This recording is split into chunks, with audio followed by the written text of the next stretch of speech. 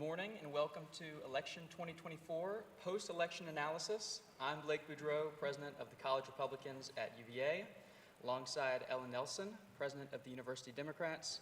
We are honored to welcome you to this important discussion.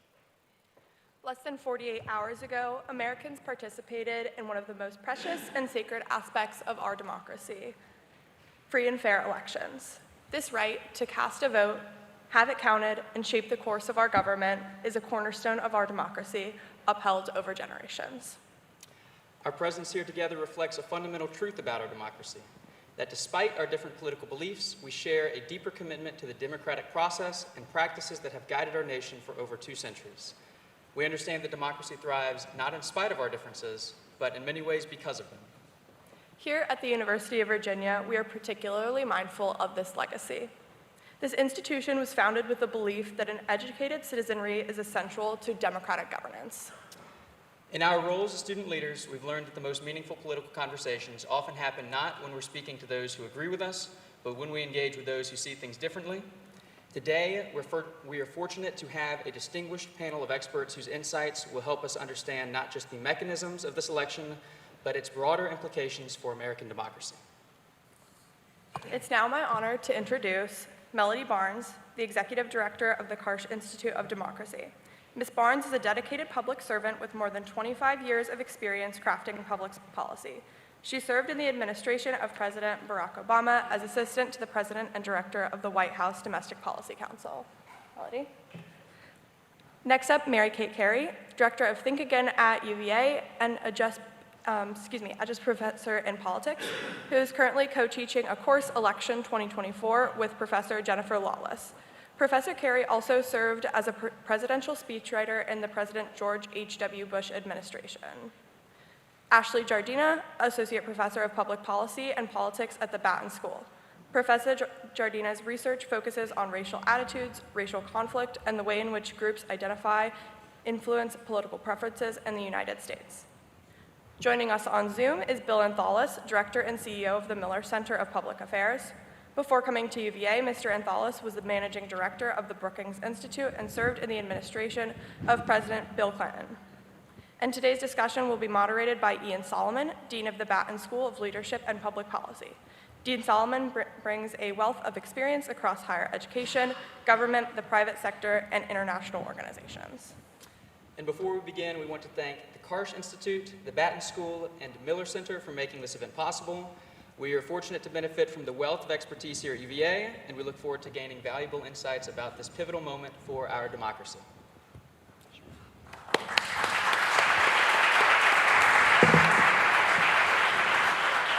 Well, thank you so much, Blake and Ella. Great to have you kick off this panel. Good morning, everyone. Wonderful to have you here. Well, here we are on the second morning after an historic national election in the United States that has left many people stunned and wondering what's next. The Donald Trump J.D. Vance ticket won the Electoral College and the popular vote decisively. The elections appeared to go smoothly with minimal disruptions across the country. President Biden and other world leaders have congratulated President-elect Trump.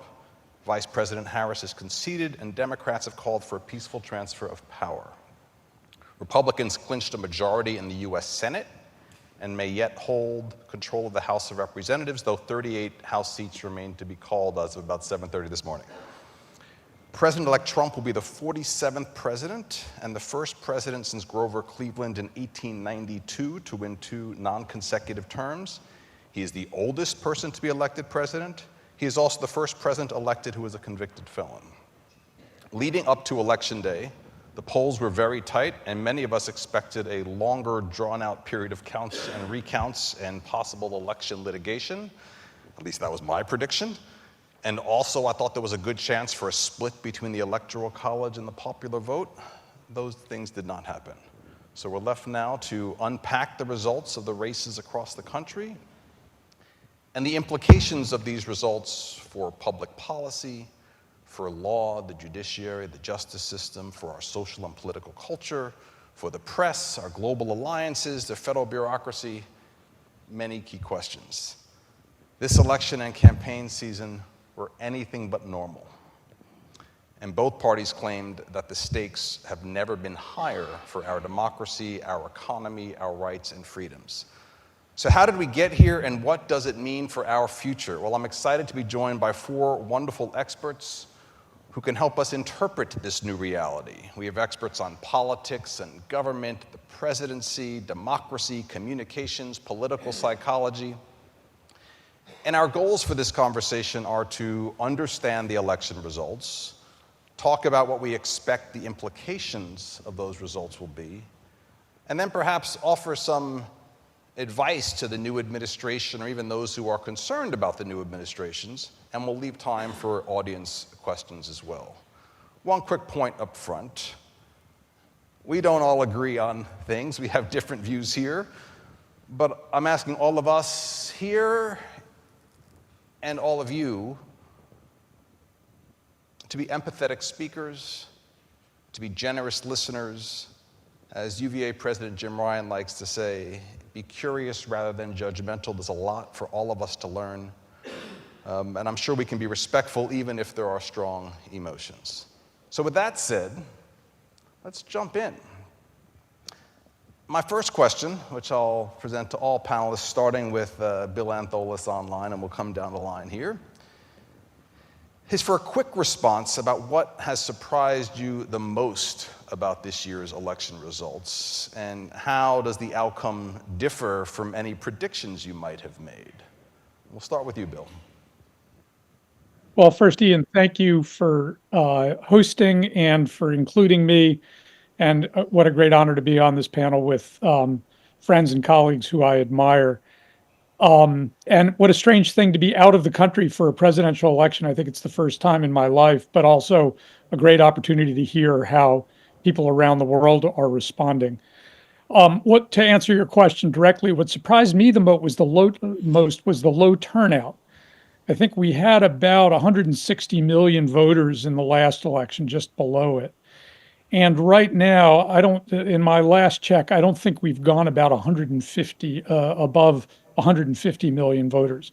So why was there lower turnout? And I'm still curious about that. I suspect that some of that was during COVID. People didn't have as much to do, or if they were doing things, they were doing them at home. But the emphasis on voting remotely was such a big deal that it really drove people to the polls. And I'm curious if people just went back to their busy lives. I'm also curious whether the choice between the two candidates, people didn't find either particularly appealing. The pollsters have a question of double haters, that is, voters who in pre-election polls seem to not like either candidate. And I'm just curious if a lot of those folks just decided to stay home this time around, if that's what affected the output. And then finally, I think for people who were looking potentially for a Harris win, some of that was premised on a big turnout, particularly among women, minorities, and others who might be seen as more inclined towards Vice President Harris. And that just did not materialize.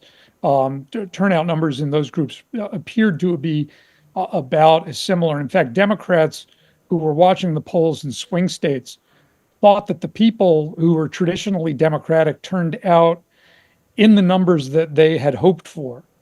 And it just appears that a number of them switched sides in this election.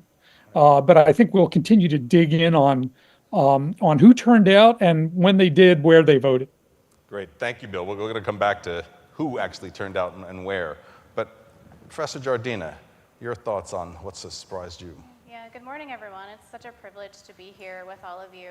I want to begin with a caveat by saying that we're going to be talking a bit today about what we can glean from exit polls. And I just want to remind everyone that exit polls are not random scientific surveys. They can give us a sense of trends, but we should take, I think, a little bit with a grain of salt some of the overall percentages. So now that being said, I want to say first, two surprises for me. One is just the degree to which Latinos defected from the Democratic Party, particularly Latino men. So exit poll results suggest that something on the order of 54% cast their vote for Donald Trump, and that's the greatest number that we've seen really, at least since we've been conducting exit polls since the 1970s. And And then beyond that, I would say the other surprise is actually how remarkably stable trends have been among other groups. I think there was a lot of anticipation that maybe women were going to perhaps be parting ways from their husbands, right, and not voting,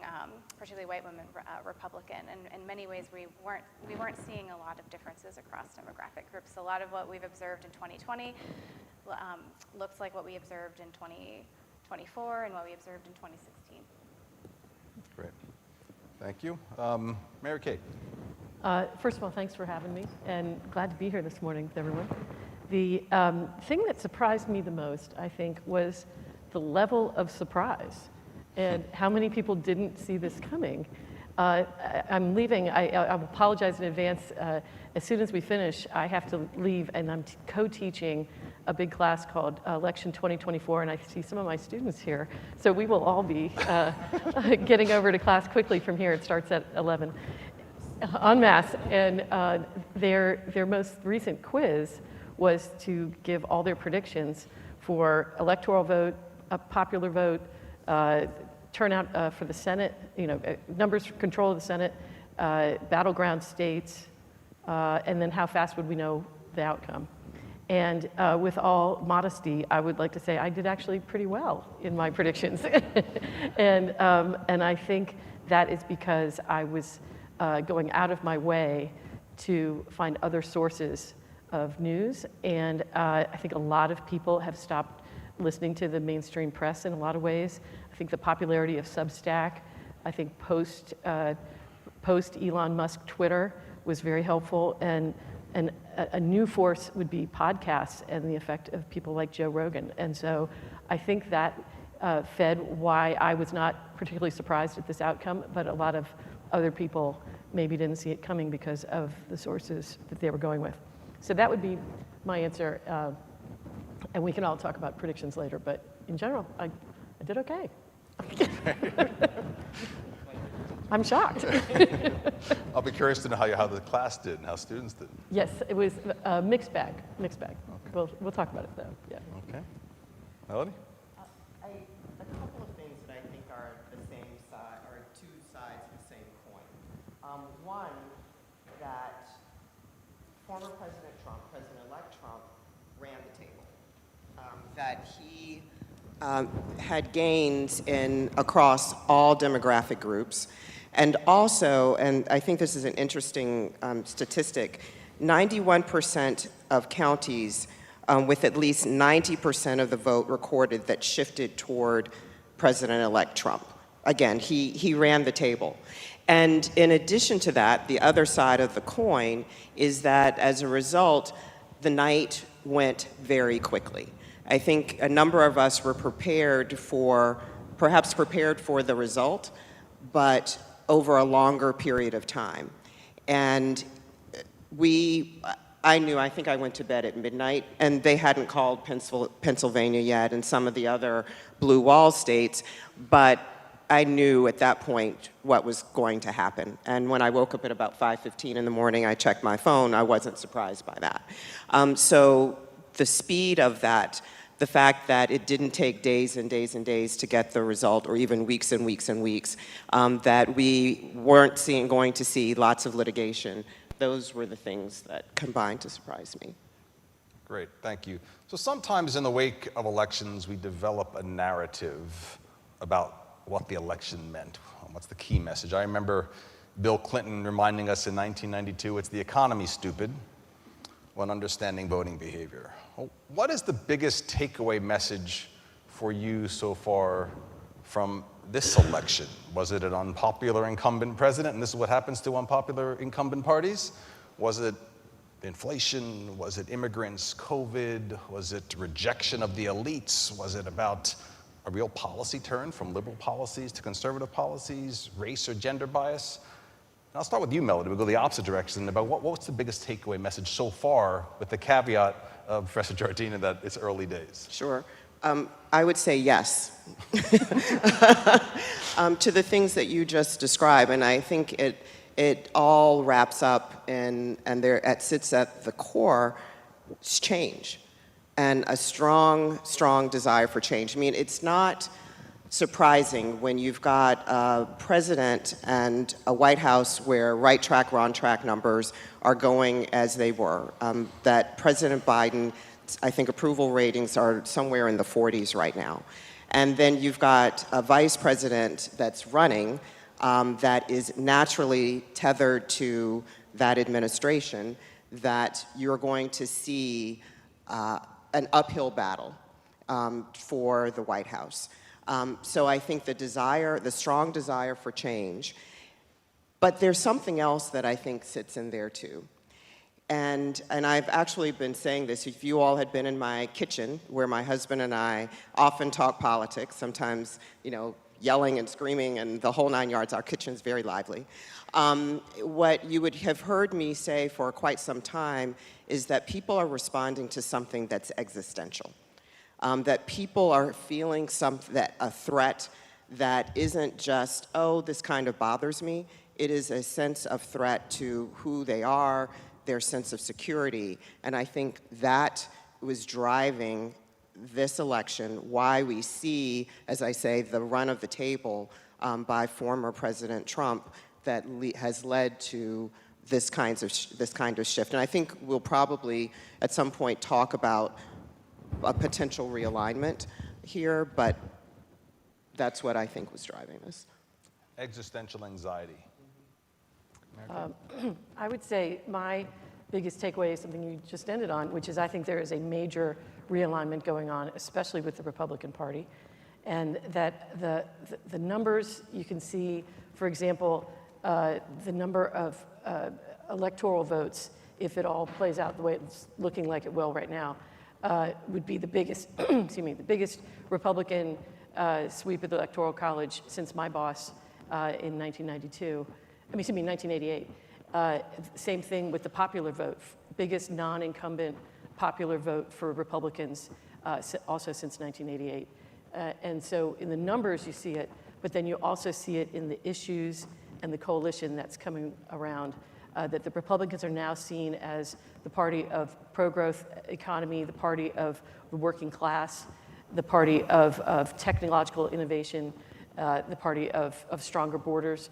And I think that is all a great thing. I think the party, it should not be necessarily tied to one person's personality. I think in the long haul, we need to be the party of the issues that are most salient to the American people. And that's where I saw the biggest change this time.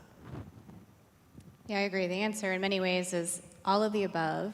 And there's some real important realignments happening among voters who are switching parties for different reasons. But at the end of the day, we're also going to find that this election was very much business as usual. So political scientists like to talk a lot about the fundamentals of voting. These are the things that we think matter time after time in elections that drive people to pick one candidate over the other. And the two big fundamentals are party identification and assessments of the national economy.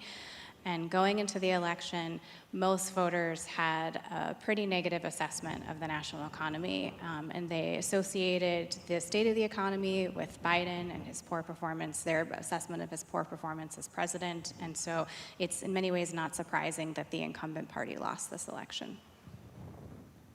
Bill? So I agree with all of that, particularly what Ashley just said, but what in the spirit of what I learned and what's different is we used to assess the economy by GDP 1 or 2 quarters before Election Day. And GDP 1 or 2 quarters before Election Day was at a number that history tells us usually bodes well for the incumbent party. And what was missing in that part of the narrative was how the economy feels to middle-income people in middle age, particularly the age at which they have kids and are trying to buy a house and generate wealth. And consistently, both in polls and in focus groups, you heard those people say that they were unhappy, particularly in the swing states that determine the outcome of the election. And so for me, that's the learning, is that GDP doesn't count as much as I thought. To the extent I was surprised, I kept going back and forth in terms of who I thought was going to win. And the times when I thought it was going to be Trump, it was because I was paying attention to that band of voters and their assessments, particularly in focus groups on the economy. And that ended up being the most important thing. Can I course. just jump in with something else? And I'm curious what you all think as well. Because the other narrative and the effort to drive this narrative was around democracy. You won't be surprised, someone who runs an Institute of Democracy is going to raise democracy. But it was a narrative, certainly, that the Harris campaign was driving. And in some cases, it was an issue that the Trump campaign engaged. And interestingly, and I think Ashley's right, that exit polls are, something to look at, but not to bet the house on. But even coming out of the election, what we saw was that democracy, in fact, was an issue that voters seemed to care about. I think what's interesting, though, there is that, one, people are defining democracy in so many different ways. And there was some polling that we did as part of a larger group that was done by Hart Research in December of last year. So it's not quite a year old. But when you look at it, that democracy for Democrats was often, concern about former President Trump. It was concern about liberties. For Republicans, there were concerns about there were different kinds of concerns about liberties, concerns about crime. So people were using it as kind of a Rorschach test. But democracy was certainly an issue that was front and center for people in many ways. I think what's interesting, though, about it is that at this point, when the economy comes into play, that I think for some people, and some of the interviews that I've heard from people, is that democracy almost felt like, depending on how you define it, like a high-class problem. In other words, an issue that they couldn't quite afford to care about right now. And I think that issue and how that issue starts to play out, the connection over time that people make between the fundamentals of democracy and the life that people are living, the relationship between democracy and our economic system, between capitalism and different forms of economic systems. I think that also will continue to play out, but it was certainly a part of the narrative and one that people seem to care about, even though they were defining it in different ways. Yeah, I think this is really such an important point, and I think the nature of the conversations that people are having about democracy on different sides of the partisan aisle are something we should be paying attention to. For some voters, this was worry about election fraud, and for a lot of other voters, they are thinking about how expensive is it when I go to the grocery store and I need to buy food for my family, and these bigger kind of academic conversations about democracy aren't as relevant to them or how they're thinking about how they are going to live their day-to-day life. And then I think also for a lot of Americans, particularly some of Trump's core supporters, part of what they're thinking about is what is a more expansive democracy, one that includes, a more diverse populace, look like for white people and the sort of the feelings of threat, Melody, that you were talking about, right? So they see the expansion of democracy in many ways as zero-sum, as a challenge to their racial group. And I think that contributes to sort of this anxiety and worry about immigration and demographic change. So one thing that we might consider is whether some Americans aren't sharing a sort of broad vision of what democracy means. They, in fact, may be willing to forego some democratic norms and practices and principles because they think that it might be in their self-interest, their group interest, their economic interest. Thoughts on that by others? Go ahead, Bill.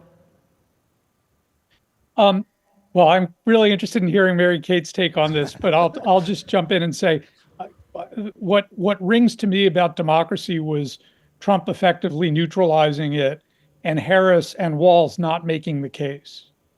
And Trump and Vance neutralizing it.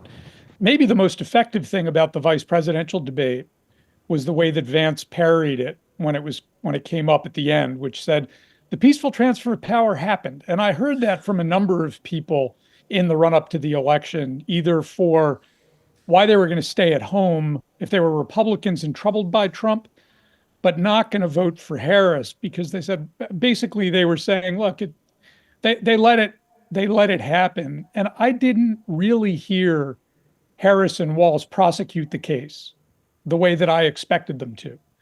And at the end, when Vice President Harris came back to the issue, she came back with a one-word slogan, fascist, that actually alienated people, I think. It sounded like name-calling as opposed to explaining in a methodical way what troubled Democrats so much about what Trump did after the election, both immediately after the election and then in the 2 or 3 years since the election of 2020 in shifting the conversation about democracy to election integrity as opposed to his efforts to overturn the outcome.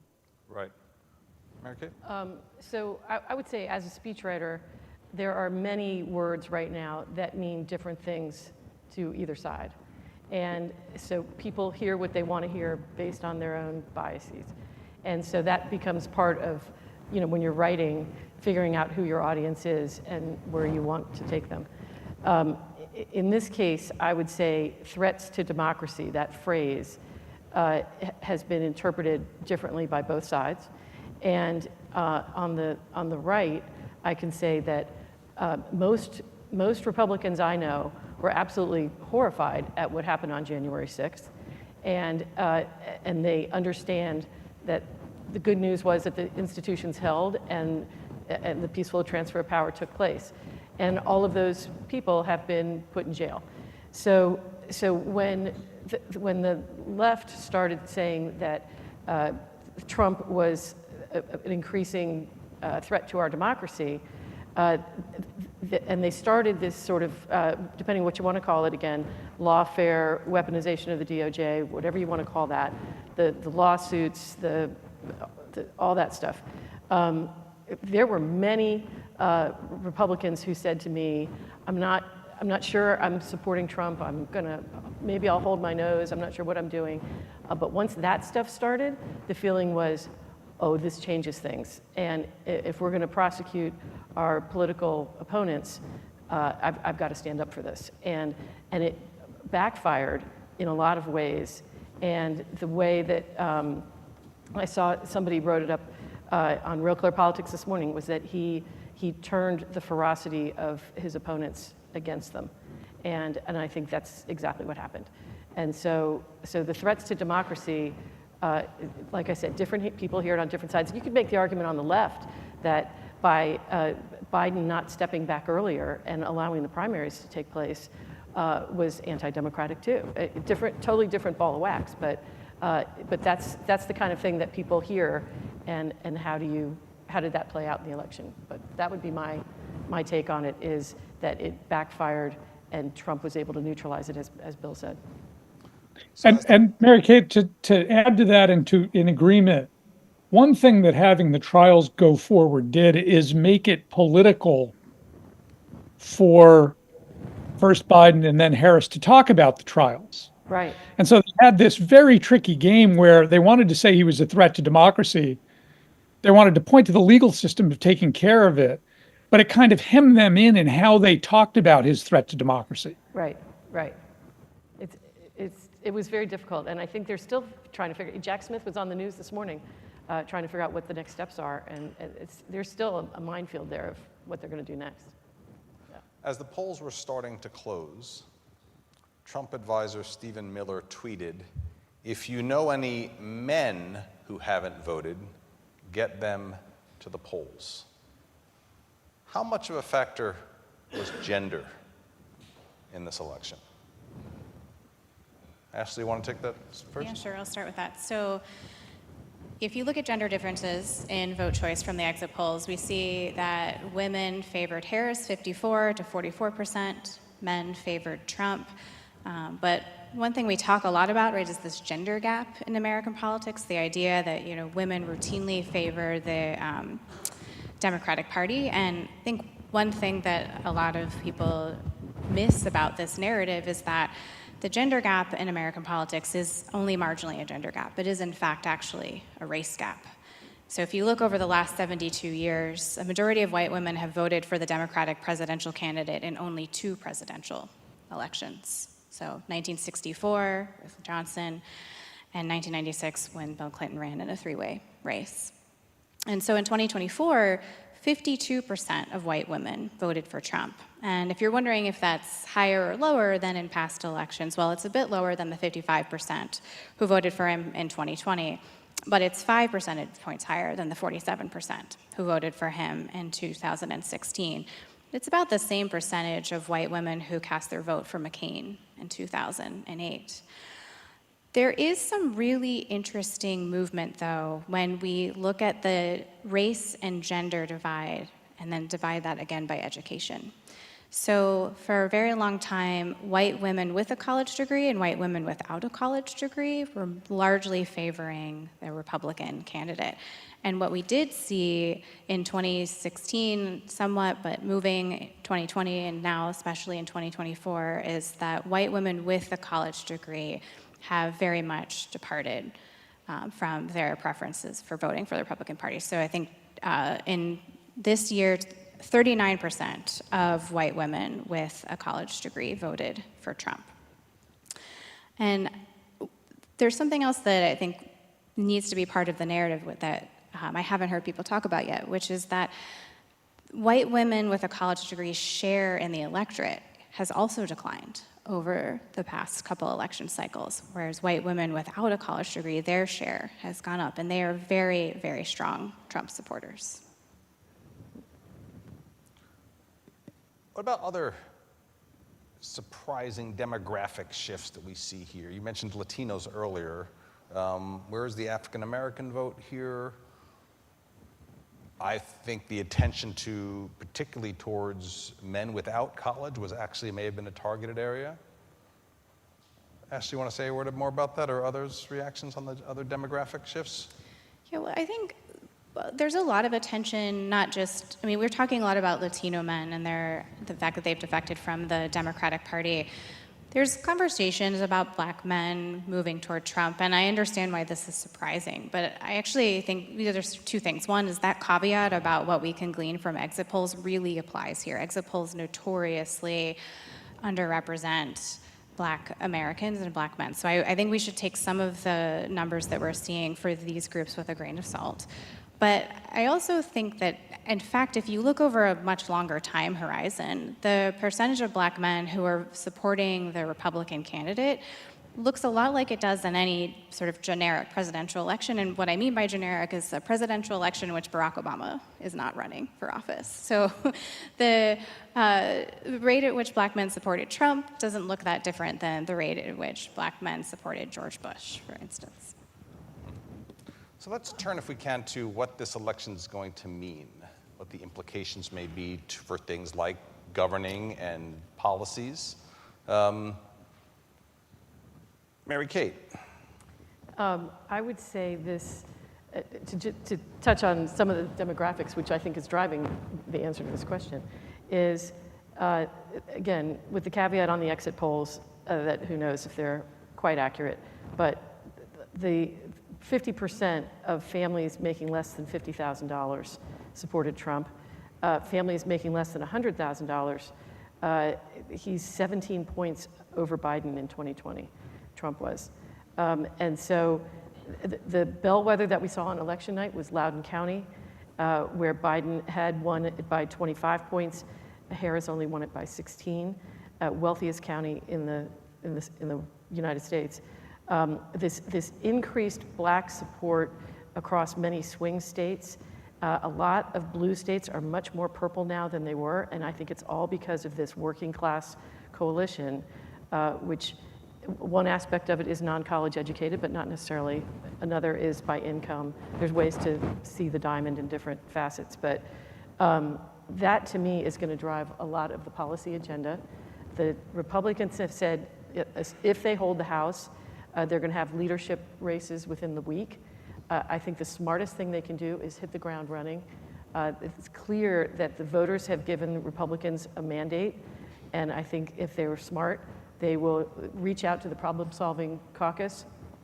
The Democrats would be smart not to be obstructionist on this, especially on economic policies that could help working families and any sort of things we can do to strengthen the border, stop the flow of fentanyl into the country, things like that. I think there's pretty much bipartisan support, and that would be my advice to the Republicans, is keep the focus on the people that elected you and focus on this working class coalition and what is the legislation that would be most effective for them.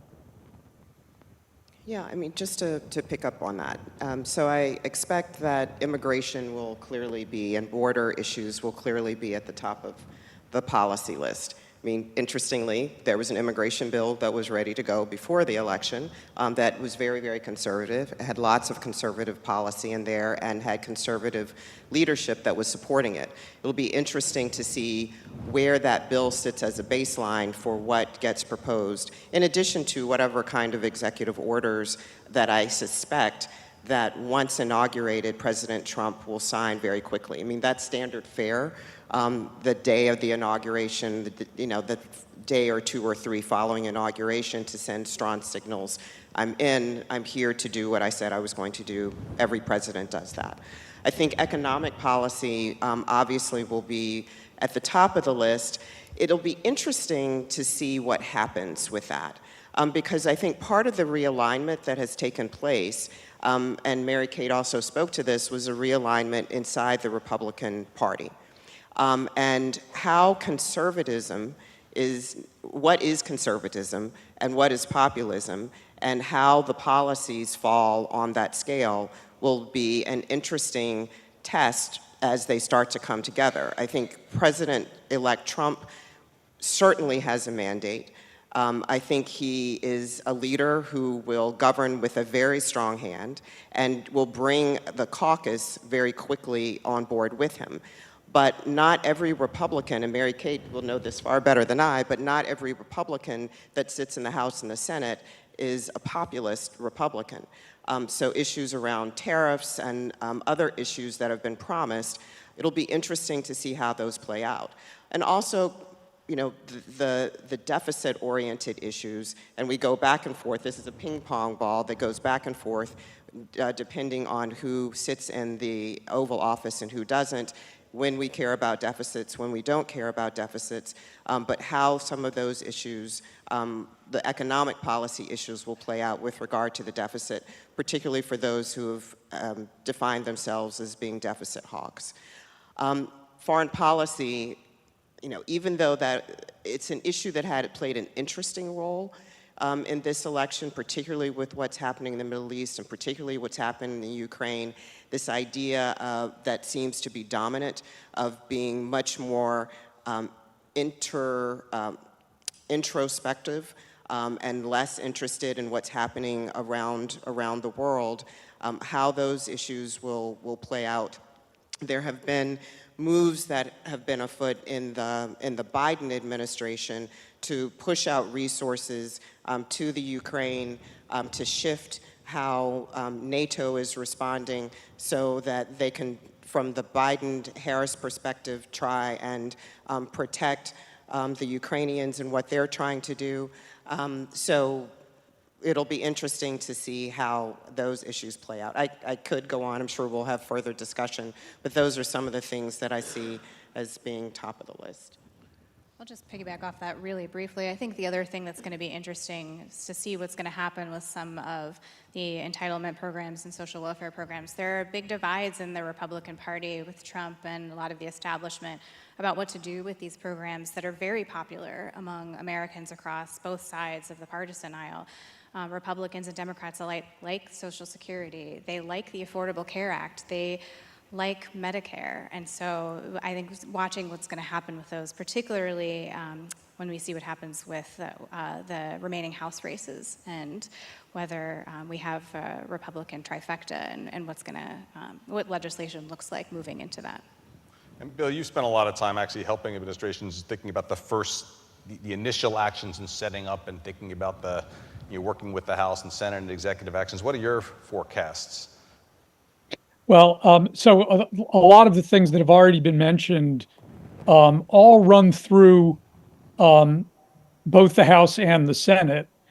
And depending on what President Trump thinks his legacy is of his 2 terms, who he builds as a cabinet will follow through on those legacies and through those 2 houses. So what does that mean in practical terms? So on the domestic side, maybe his biggest first term accomplishment were the tax cuts that he passed in his first year. It took him almost exactly a year to get those tax cuts passed. They went up and down. Part of that was that Speaker Paul Ryan wasn't entirely happy with them, partly because he thought that they were going to blow the deficit even bigger. And he also had to manage his own coalition around those. So right now, it looks like President Trump will have about anywhere from a 3 to 6 vote majority in the House and probably about 53 senators. And in both cases, you have really, really different voices in the party for extending the Trump tax cuts from 2017, which are soon to expire. So that's maybe on the domestic side, the biggest thing that will run through, that will get refracted through the lens of the House and the Senate. Then on the foreign policy side, confirmations are particularly important. And in a 3-vote majority in the Senate, the moderates really will have a hand to play here. The one Senate race that hasn't been decided yet that could tip the balance here is the one in Pennsylvania, where effectively the senator that's likely to win or is leading right now is a traditional Republican. He was a former undersecretary of the Treasury, and he tends to have, I think, a pretty internationalist view. This is Dave McCormick, a pretty internationalist view. And then on top of that, Lisa Murkowski and Susan Collins also tend to be internationalists. So you can expect that any nominee that President Trump puts forward on national security is going to get asked, are you for NATO? Are you for the G7? They're going to ask institutionalist style questions. So while I think the assumption is probably pretty accurate that he's going to get the cabinet that he wants, he may get some resistance if he puts forward some people that are really skeptical about international institutions and international engagement. So I'm looking really carefully at the confirmation process, particularly on foreign affairs. You know, can I say one more thing about that is I think Bill's right about the confirmation process. And to the crowd that is concerned about Republicans having control of the Senate, the House, and the presidency all at the same time, and that this could get out of control quickly or whatever, the flip side to that argument is that there will not be impeachment efforts in the House if the Republicans are in charge. Chances are he'll get most of his cabinet level appointments through without big fights. Like the noise level could go down, and I think we should welcome that. I think we kind of need a little more peace. And so that's my cautiously optimistic hope for if they take all 3, that I think the level of chaos could go down a little. We'll see. Wouldn't that be nice? Can I ask you a question related to that? Because I think you're exactly right about confirmations, et cetera. The Schedule F question, the civil service reform issue. So an effort that President Trump started in his previous administration, Biden comes in, reverses that. As I understand it, there have been efforts put in place to try and make it more difficult through rulemaking to revise the civil service. But to what degree, Mary Kate, do you think that this is a real issue? I mean, because it's been bandied back and forth. Because if, in fact, it is, rulemaking could make it an extended period of time before anything could be done. But it does turn up the noise in terms of what you were saying. If all of a sudden career civil servants are being moved out, just the day-to-day of what functions, so much doesn't come to the White House, as we both know, and happens in the departments and agencies. So I'm curious if you think this is real, if the degree to which you think the over-under on civil service reform? So Schedule F, just to be clear, I believe affects people who are GS 15 through 18, I believe it is, who are upper level civil servants in the federal government. And broadly speaking, I would say they are not fireable. And I worked at the Department of Justice and I saw it, and they are lovely people, and I say this with nothing but love, but not all of them are experts, and some of them need to move on in their careers. And so right now there's no way to do that. The thing that I'm aware of in Washington is, especially post-pandemic, the number of federal agency buildings that are empty, that we as taxpayers are paying for, because so many of the government employees can't afford to live in the city, they live in the suburbs, and they'd rather work from home. And so we are paying, I think this is fueling part of the national debt, is the size and scope of the government while we are paying for people who cannot be fired and empty buildings. And so I can understand the desire to have somebody like Elon Musk come in as a guy who might be able to cut through this as a businessman and say, how are we going to renegotiate these leases? Or can we move some of these people? How is this going to work? So it doesn't strike me as, and I think the pushback is that to make these Schedule F employees not have life appointments, you would make them into political appointees, and because political appointees you can only serve at the pleasure of the president until the end of the administration. And so that would be a way to move them out. And so the argument back is that you are politicizing the civil service. And I can understand that concern, but there must be some way, I would think, to reach a compromise on this, because the current system is untenable, I would say financially, to be carrying that big a size of the federal workforce and the buildings at the same time. But that's just me as a non-expert in this. I had to Google Schedule F last night. but I have seen it. Once I saw it, I'm like, oh, I know what they're talking about. And so that would be, I'd be curious to see what you guys think, but that's my take on it. Can I jump in on this? This is such a tricky constitutional issue, and both parties, honestly, are vexed by it. I think the Republicans and President Trump has made clear that he wants to cut down, and this is a longstanding Republican priority, is cutting down on the size and scope of the federal government. And yet, both sides want to have their cake and eat it too. The Constitution requires that the cabinet secretaries in the major agencies be confirmed. Subsequent laws have said that a number of positions going down, typically to the assistant secretary level, also have to be confirmed. And there is value in that vetting process. On issues where Congress has ongoing prerogatives, they want to be able to call people to testify and to be able to engage with the federal bureaucracy with people that they have vetted. Yet presidents have wide appointment authority, the so-called political appointees that go down into the federal agencies. If you're a career civil servant, it is a little bit confusing on who you should be listening to, because federal law says that you have to listen basically to confirmed officials. And neither Democrats or Republicans have a very good track record of getting through the confirmation process for all kinds of reasons, including the fact that Congress is kind of broken. So almost 4 years into the Biden administration, they've only confirmed 2/3 of the positions that can be confirmed. And that's pretty consistent with past practice. So both sides want to appoint people into the government to steer the federal bureaucracy around, but they don't really have the authority to do that. And it's a big problem, and it's not clear to me that either side has a clear solution that they're willing to put forward, because what it really requires is both sides getting their senators to adopt a shot clock. We all love the shot clock at UVA in basketball.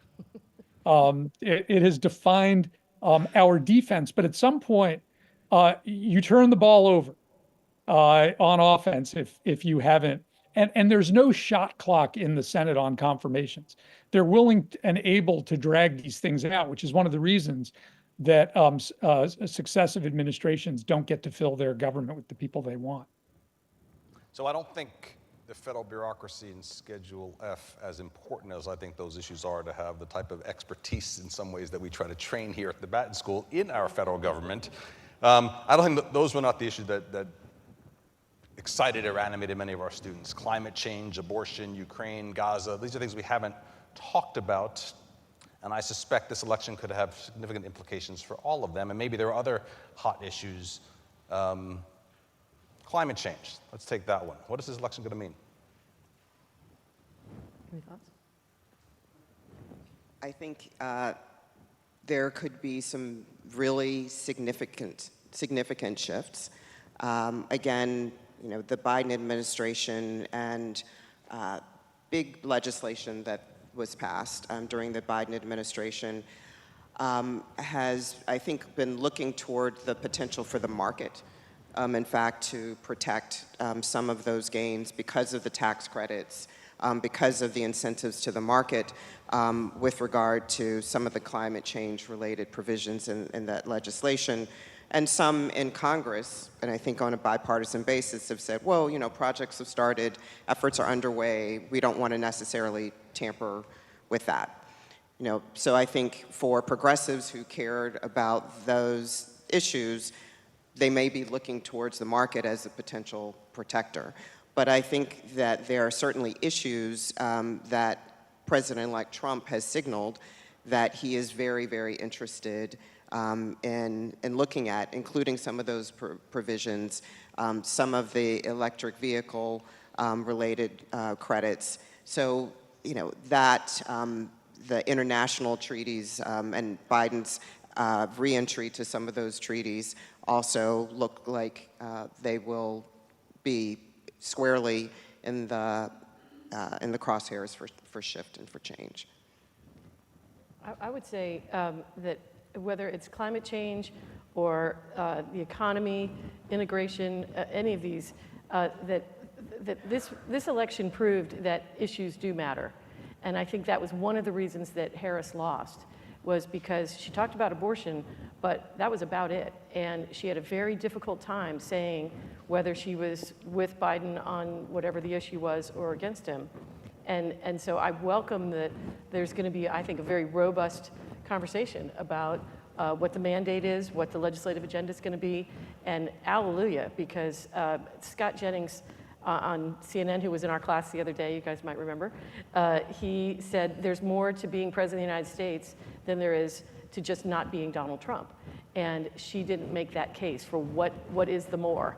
And so I think it's a great thing that we could do deep dives on all the issues, but in general, in the interest of time, I would say I'm just glad that the issues are back on the table, and that's a great opportunity for both parties to move forward. And like I said, bring in the problem solvers. This is going to be hopefully a great next chapter. So we're going to go to questions in just a minute. Before we do, I'd like each person to touch on one issue for me.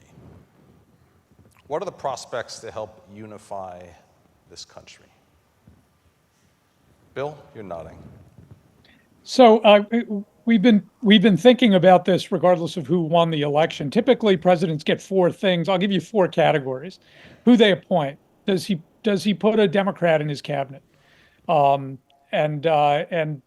from my perspective, a Democrat that is convincingly a Democrat. So RFK Jr. doesn't count in this regard. Two, does he embrace a policy idea that Democrats care about and is willing to work with them on it? It could be anything. It could be tax credits for the environment, something that a lot of Democrats care about, and maybe Elon Musk does or Elon Musk doesn't.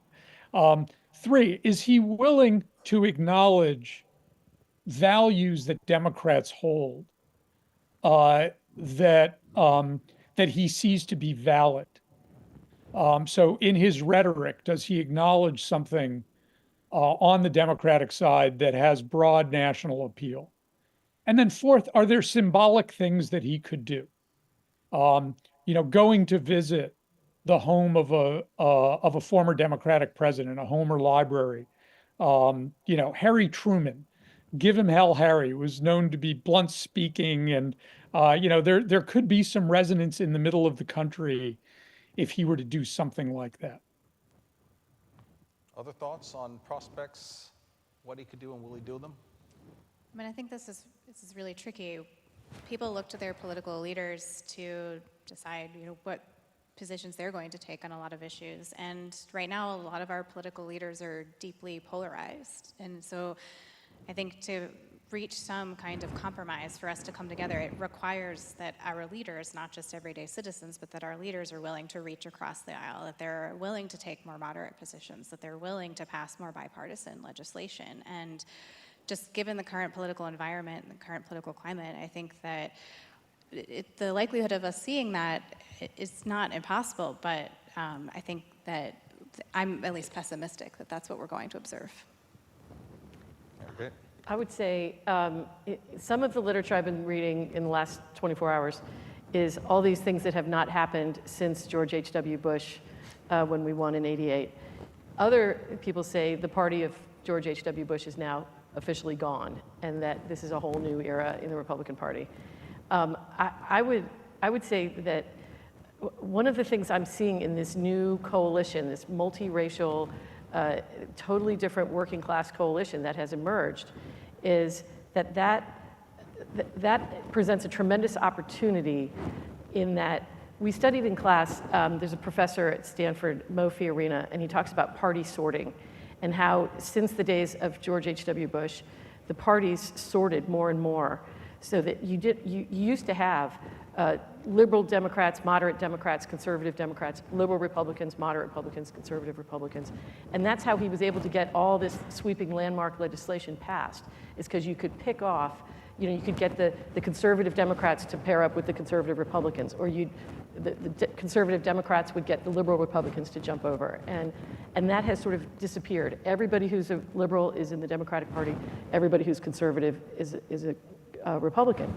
But what this new coalition that's come forward says to me is I think maybe we could start moving back to less party sorting, because I think most conservatives would say Donald Trump is not necessarily a conservative.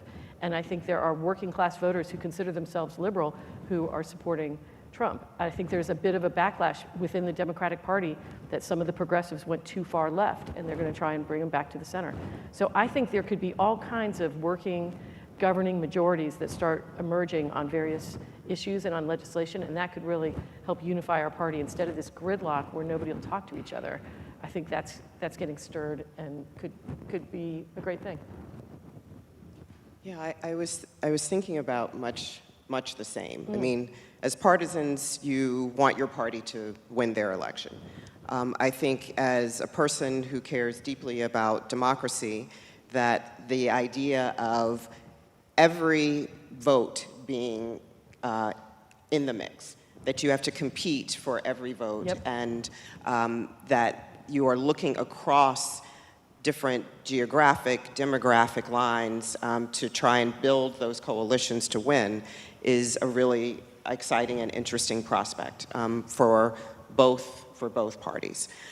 Two, I think the point that both you and Ashley and Bill were making about the kind of legislation that could come out early in an administration is very, very important. And those that not only focusing on what the needs are of people, what they've articulated as their deepest concerns and their fears, but identifying bipartisan coalitions to try and move that legislation. Now, I mean, when I came in the Obama administration, we had the House, the Senate, the White House, and I understand what it means to have that kind of a mandate. And parties will act on that, and they do have that mandate. At the same time, and I think this opportunity exists, and we've seen it across different administrations, and it's one that we exercise as well, there are big pieces of legislation that can and should be moved that are bipartisan in nature, and that sends a strong signal. I think the other thing, and I think one of the most powerful tools that a president has nothing to do with legislation, and it has everything to do with the megaphone. The president is the singular actor that people turn their attention to. The messages that they send, the tone that they send, all of that matters, and that is an opportunity, if chosen and if used, to start to drive a different tone and a different narrative and a different conversation in the country, if that is in fact desired. Let's take some questions. If you have a question, Can I just can I jump in for a quick agree and disagree with Mary Kate, just for fun? Make it quick, Bill. The agree is George H.W. Bush was absolutely the master of this. He did so many different things, and the thing that was most effective was he worked with governors. In fact, he hosted a summit at UVA on education policy that had a governor from Arkansas that was the chair of the Democratic Governors Committee, Bill Clinton. And on that and on clean air legislation and a number of other things, he negotiated some big bipartisan agreements with governors as well as through the House and Senate. I think the place that I disagree is most presidents since have had at least one bipartisan thing that they've tried to advance. Bill Clinton did NAFTA. George W. Bush did No Child Left Behind. I'm sure Melody could talk to some Serve Obama America ones. Act. Biden, I'm sorry?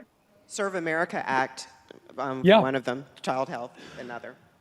Right. And in the Biden administration, he had infrastructure, chips, and a number of other things. But maybe where I'll agree again with Mary Kate is he didn't have a political strategy to capitalize on that. Nobody thinks about Joe Biden as the unifier that he set out to be, even though he passed these things. And I think whatever a president does bringing the country together, if they really care about it, they have to continue to campaign on themselves as unifiers. They have to sell that. And people don't sell it anymore the way that George H.W. Bush did. We haven't talked about the press at all and the role that the press may play, but let's actually get some questions. So there's a microphone that will come around. Nikki, how about right where you're standing? There's a person there. And try to keep your questions brief so we can get responses. Hi, I was wondering if you could speak to what you think are the potential impacts of this administration on the judiciary, because it seems likely to me that this administration is going to get one, maybe two Supreme Court appointments. So I was wondering what you think Trump's impact on the judiciary will be and what the lasting effects on the country will be. Melody, why don't I put that in your lap? Sure. Well, great question, and I also think you are correct.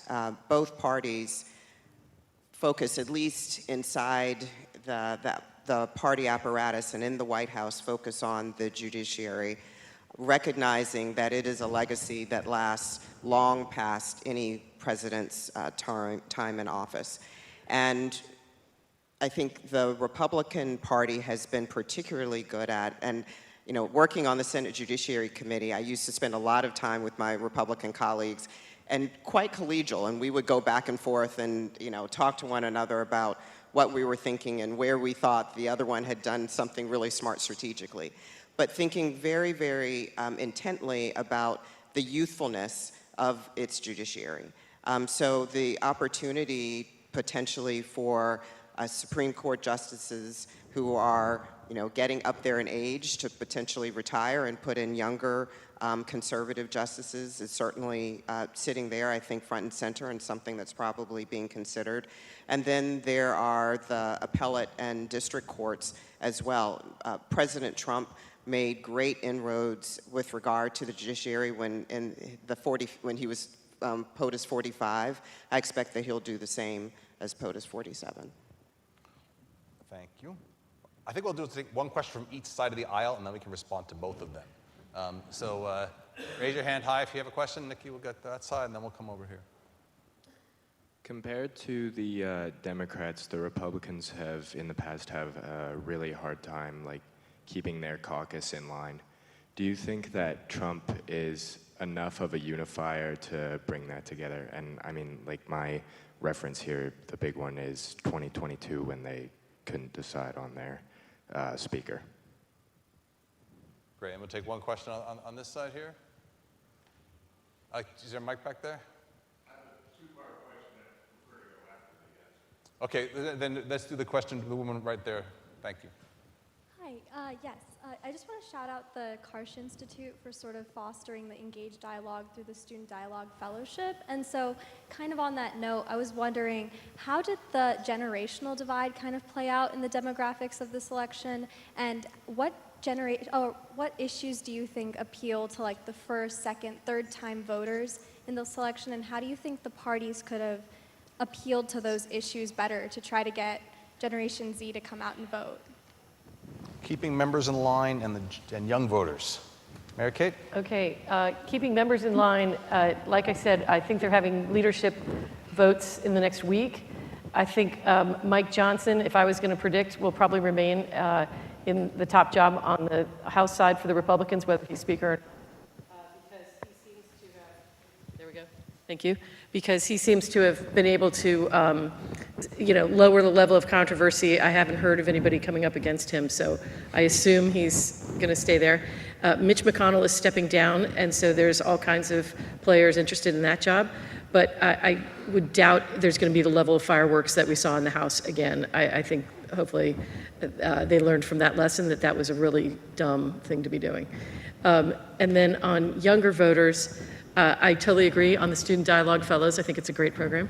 And my understanding from the exit polls, but you can correct me if I'm wrong, Ashley, is that I believe Trump won the voters from 18 to 25, which nobody expected. I think that the fact that as a mom, I am worried about the level of student debt. I'm worried about whether my children can afford their own houses, and I'm worried about what the $35 trillion in national debt is going to do to their taxes over the course of their lifetimes.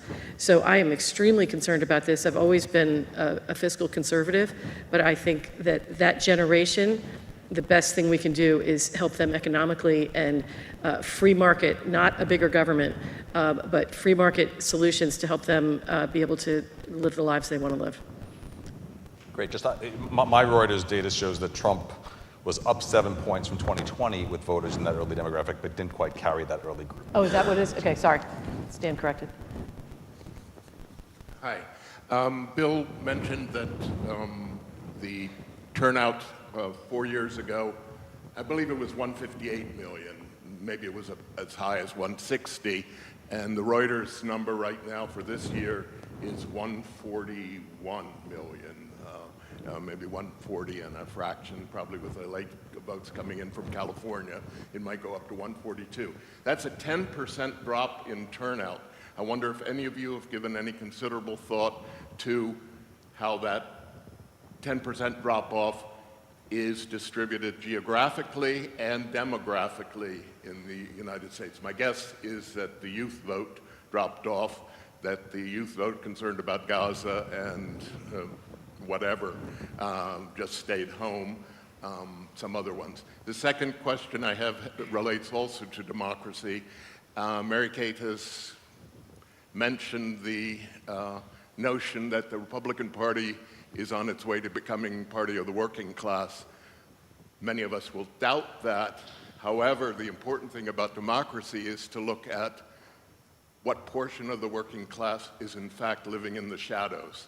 If we have 10 million dreamers, multiply by 2 the parents, we've got 20 million, maybe 30 million people who have been working in the United States, paying Social Security taxes, paying income taxes for 5, 10, 15, 20, up to 38 years, the last time immigration was directly addressed by the Congress. You've got, what, a quarter, 20%, a quarter of the working class in the United States that is disenfranchised. We're talking about the same proportions as during slavery and during Jim Crow, that you've got a substantial, important portion of the working class that cannot vote, does not vote, but they have a prime interest. They are American. Somebody who's worked here for 30 years, raised kids here. Nope, great. They are Americans. Thank you, sir. Fantastic point. I appreciate that. So we'll actually take your question only at this point. Turnout drop-off, as well as the working class is undocumented or disenfranchised. Melody, you want to start and we'll turn to Ashley? Let's see.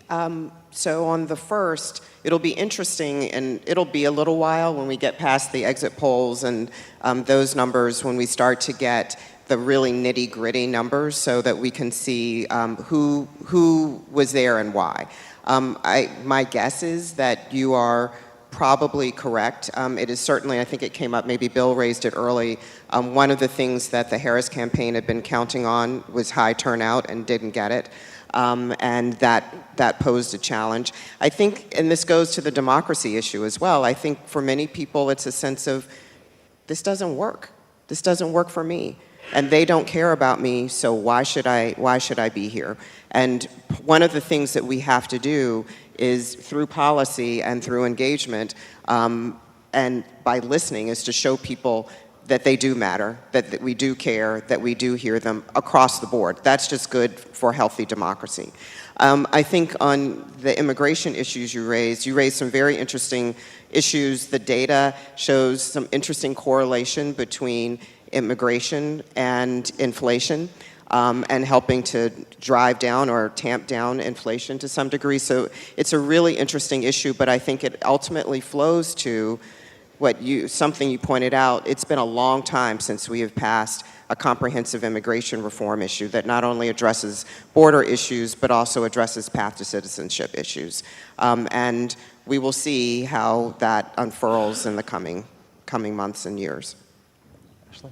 Yeah, I'll just say that actually, maybe perhaps surprisingly, it appears that turnout was in fact up among the youngest voters. So it looks like 18 to 29-year-olds actually made up a significantly greater share of the electorate this year than they had in the last presidential election.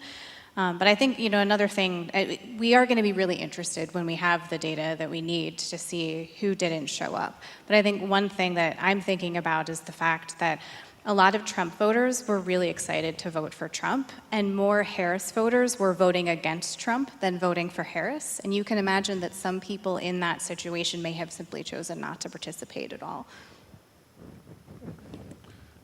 We are out of time. I want to thank everyone here for a robust discussion and demonstrating what we can do in this country. After a hard-fought election, we actually can start talking a mix of policy and politics, next steps, hopes for unification, challenges that we will face. And I want to thank our wonderful audience for your questions, your attention, your continuing to stay engaged. I have great faith that we can achieve our aspirations, and I think to do it here at the Batten School at the University of Virginia is a great place to have this dialogue. So thank you, and thanks for being part of this today. Thanks for having us.